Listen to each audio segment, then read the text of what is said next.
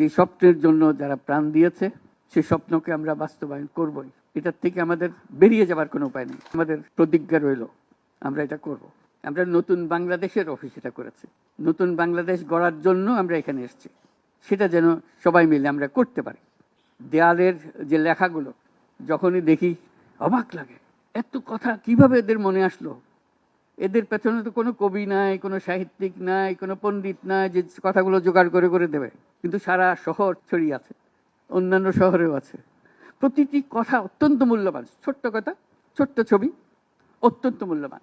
শুধু বাংলাদেশের মানুষ উতলা হয়ে গেছে নতুন বাংলাদেশ করার জন্য, তাই না? আমাদের যত বাংলাদেশি সারা দুনিয়া জুড়ে আছে, যে তোমরা একটু আগে বলেছো তাদের কথা, তারা সবাই বলছে যে আমরা আসতে চাই, আমরা এই নতুন স্বপ্ন বাস্তবায়নে শরিক হতে চাই। কাজে তারা, তোমরা যে ঢেউ উঠিয়েছো শুধু এখানকার মনে না, সারা দুনিয়ার বাংলাদেশিদের মনে এই ঢেউ উঠিয়েছো, তারাও যোগ দিতে চায়। যারা বাংলাদেশি